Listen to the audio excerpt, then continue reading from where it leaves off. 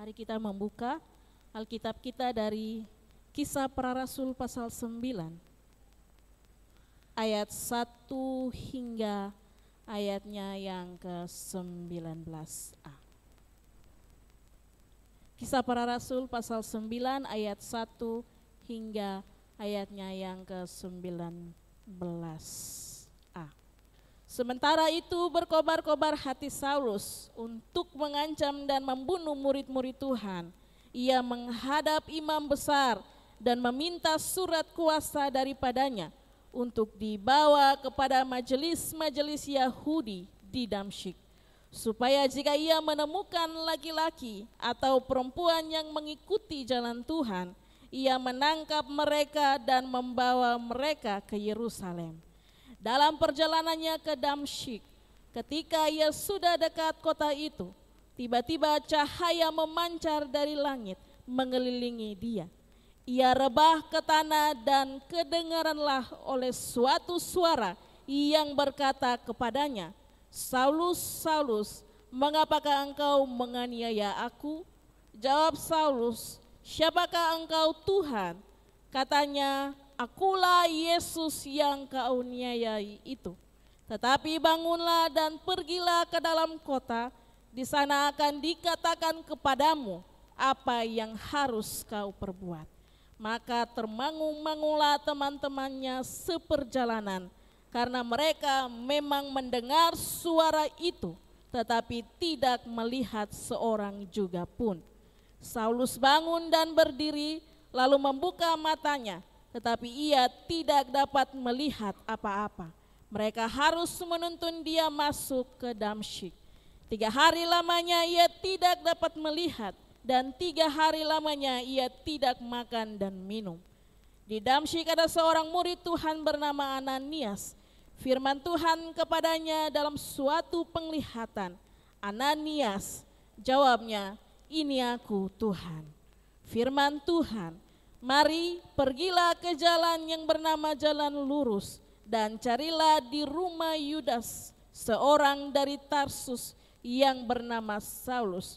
Ia sekarang berdoa, dan dalam suatu penglihatan ia melihat bahwa seorang yang bernama Ananias masuk ke dalam dan menumpangkan tangannya ke atasnya, supaya ia dapat melihat lagi."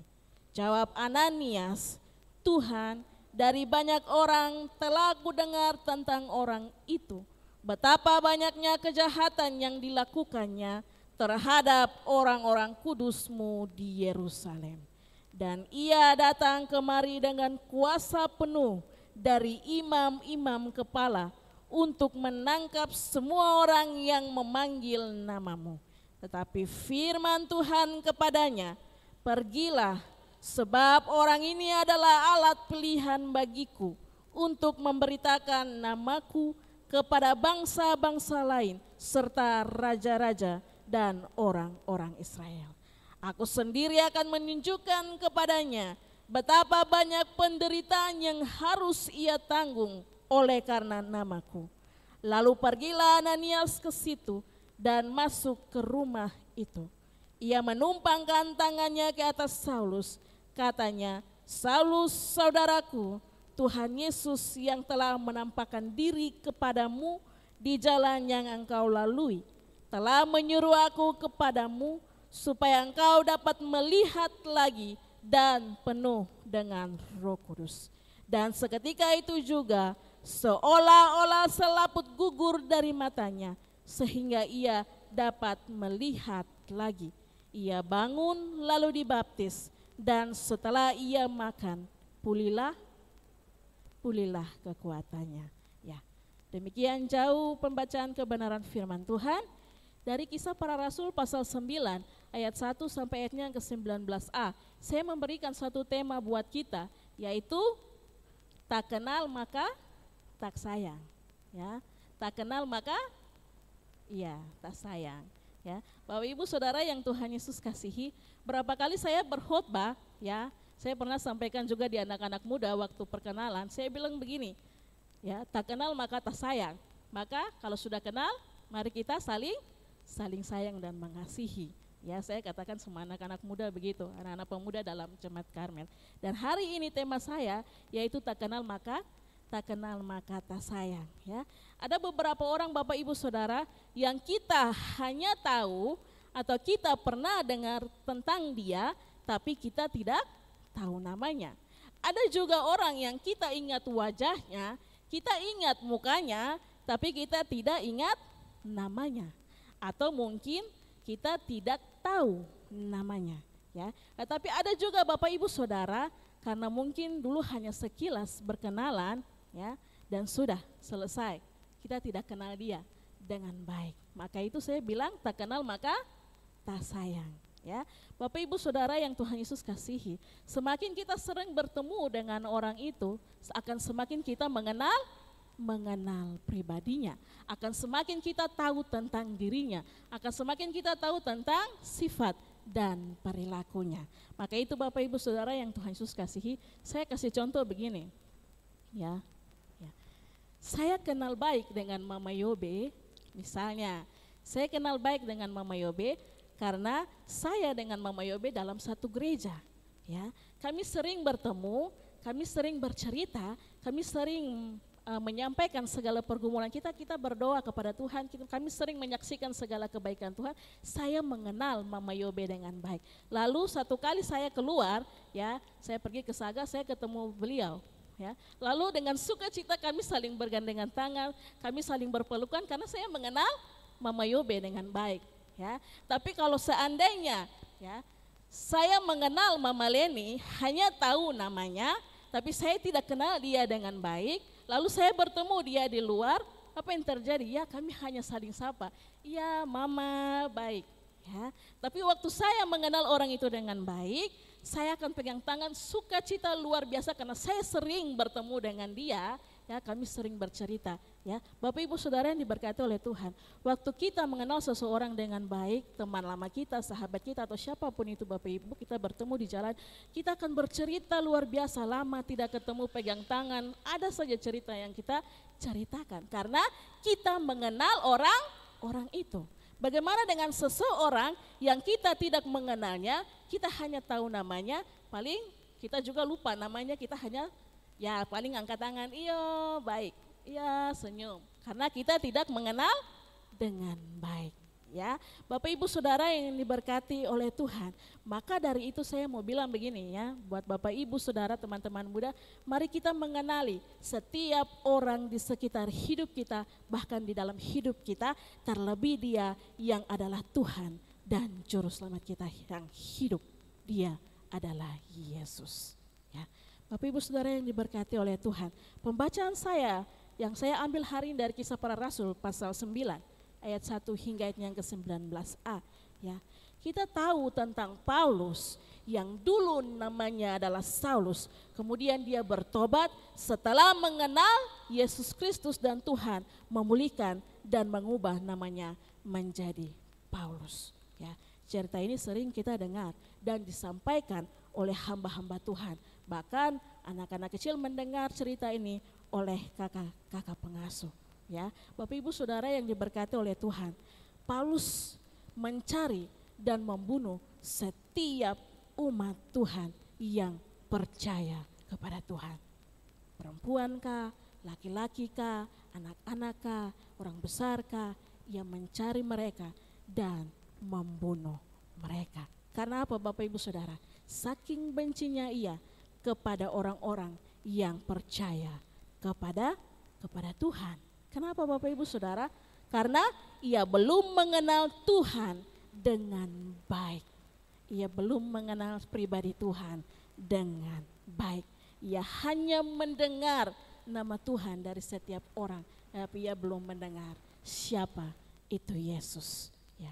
Lalu kemudian Bapak Ibu Saudara ayat 1 mengatakan bahwa berkobar-kobar hati Saulus untuk mengancam dan membunuh murid-murid Tuhan, ya.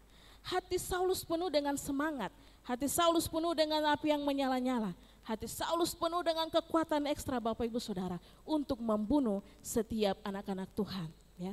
Dan apa yang terjadi Bapak Ibu Saudara? Tidak ada yang bisa menentang Saulus karena ia dikenal dan ia berada di kawasan orang-orang besar. Ya. Ia berteman dengan orang-orang yang berpengaruh, yaitu siapa Bapak Ibu Saudara? Imam besar. Ya. Dan karena itu ia diberi surat kuasa untuk membinasakan setiap anak-anak Tuhan. Dan bukan hanya itu Bapak Ibu Saudara, tetapi Saulus juga memiliki pengetahuan yang tinggi. Ia cerdas, ia pintar. Karena apa Bapak Ibu Saudara? Ia adalah seorang murid Gamaliel, seorang murid tokoh dalam ilmu Taurat. Ya. Lalu Bapak Ibu Saudara yang Tuhan Yesus kasihi, dalam perjalanannya ke Damsyik di ayat 3, ya, ketika ia sudah dekat dengan kota itu, ia berjumpa dengan Tuhan. Apa yang terjadi Bapak Ibu? Keadaannya pun berubah. Ya, yang tidak pernah dipikirkan oleh dirinya. Ya, teman-temannya kebingungan Bapak Ibu Saudara. Mereka mendengar suara tetapi tidak melihat siapapun di hadapan mereka. Saya percaya Bapak Ibu Saudara bahwa Tuhan membuat semuanya baik. Ya, Tuhan memilih dia. Tuhan menampakkan diri kepada Saulus dan menyapa Saulus di ayatnya yang keempat. Lalu ia menyauti panggilan Tuhan dan ia harus melewati beberapa proses dan Tuhan memulihkan kehidupannya. Ya, barulah ia tahu Bapak Ibu Saudara siapa itu Tuhan yang sesungguhnya. Ya, lalu Bapak Ibu Saudara yang diberkati oleh Tuhan, ya, ketika ia mengenal Tuhan sebagai Tuhan dan Juru Selamatnya, ia meninggalkan masa lalunya, ia meninggalkan kebenciannya, ia percaya kepada Tuhan sepenuhnya. Apa yang terjadi Bapak Ibu Saudara? Ya, Tuhan memberikan baginya kehidupan yang baru. Tetapi bukan hanya itu Bapak Ibu Saudara, Tuhan memberikan tugas kepadanya untuk memberitakan tentang Tuhan sendiri. Lah, Bapak Ibu Saudara yang diberkati oleh Tuhan, ya, dengan hidup barunya saya percaya di dalam hatinya ia semangat untuk memberitakan tentang Tuhan Yesus yang menampakkan diri kepadanya. Ya, disitulah Bapak Ibu Saudara awal mulanya Paulus, ya, memulai pelayanannya. Apa yang terjadi Bapak Ibu? Kalau kita baca, banyak orang tidak percaya akan perubahan yang terjadi dalam diri Paulus. Ya, susah untuk mempercayai Paulus berubah dan mengikuti Tuhan. Ya, Bapak Ibu Saudara yang diberkati oleh Tuhan, ya, Paulus telah mengenal Tuhan. Dan kalau kita baca dan renungkan Bapak Ibu Saudara, dalam pelayanannya ia mengasihi Tuhan, ia begitu mencintai Tuhan, ia begitu percaya kepada Tuhan, dan di dalam hidupnya ia memberitakan kebenaran tentang Tuhan. Ya, karena apa Bapak Ibu Saudara? Ia mengenal Tuhan dengan sangat baik. Sepanjang hidupnya dia akan terus mengenal pribadi Tuhan. Bapak Ibu Saudara yang diberkati oleh Tuhan, ya, kita sebagai orang Kristen, ya, kita semua di dalam kehidupan kita tahu siapa itu Tuhan Yesus. Kita lahir dari keluarga yang mengenal dan percaya kepada Yesus. Kita tahu tentang Dia, kita belajar tentang Yesus, kita tahu setiap mujizat-mujizat yang Tuhan lakukan di dalam Alkitab. Kita sering menyebutkan namanya, tetapi kadang-kadang Bapak Ibu Saudara yang saya mau katakan bahwa kita belum mengenal dengan baik siapa itu Tuhan di dalam hidup kita. Ya, itu terbukti Bapak Ibu sampai hari ini. Ya, kenapa Bapak Ibu Saudara? Karena di dalam setiap perjalanan hidup kita, mata kita ditutup oleh selaput.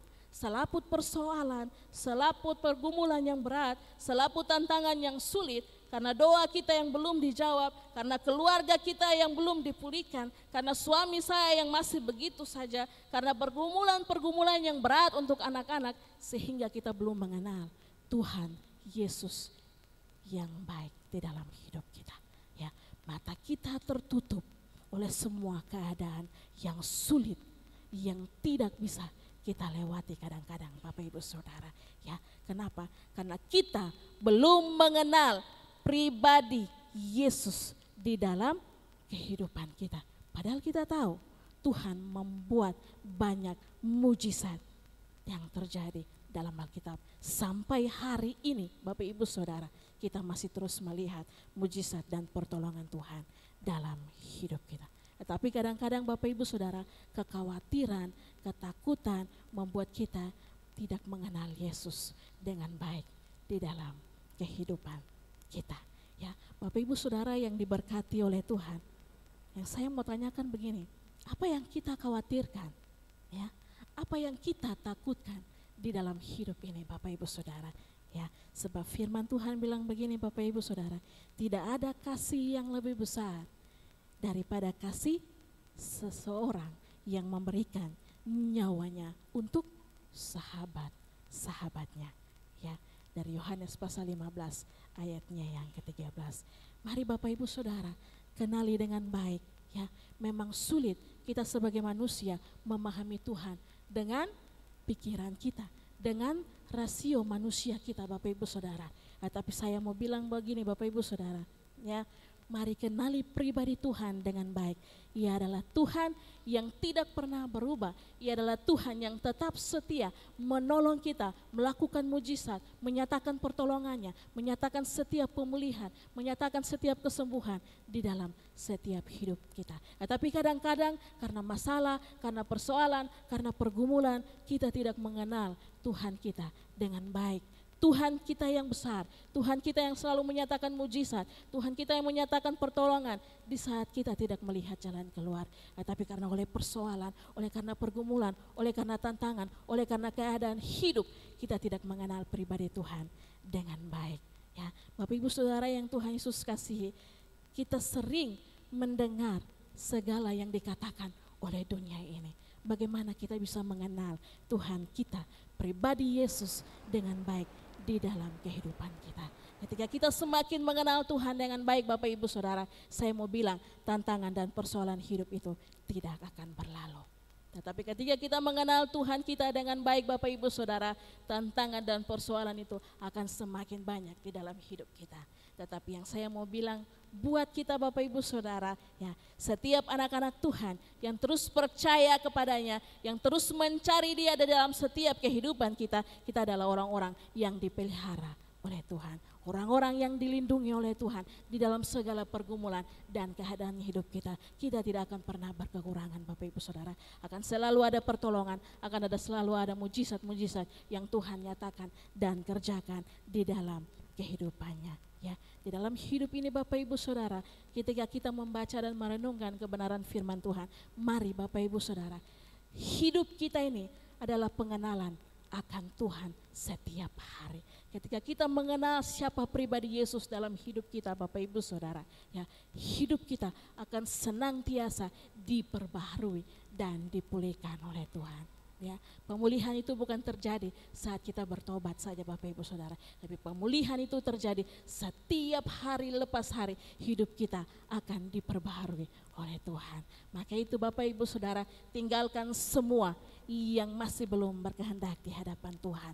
Masa lalumu, kekecewaanmu, sakit hatimu, kebencianmu, amarahmu, tinggalkan semua. Kenapa Bapak Ibu Saudara? Karena Tuhan memilih engkau hari ini untuk suatu janji yang Ia janjikan bagimu. Jika hari ini Bapak Ibu Saudara belum melihat sebuah janji yang Ia janjikan kepadamu, saya mau bilang tetap kuat di dalam Tuhan. Teguhkan hatimu, maka engkau akan melihat setiap pertolongan, mujizat, dan Ia akan menghadapi setiap janji-janjinya di dalam kehidupanmu. Dalam keadaan Bapak Ibu Saudara, meskipun Paulus sekalipun dipenjarakan, dihina, dicaci, dimaki, ia tetap bersuka cita di dalam Tuhan, sebab ia mengenal siapa Tuhan yang hidup di dalamnya. Bagaimana dengan kita hari ini Bapak Ibu Saudara?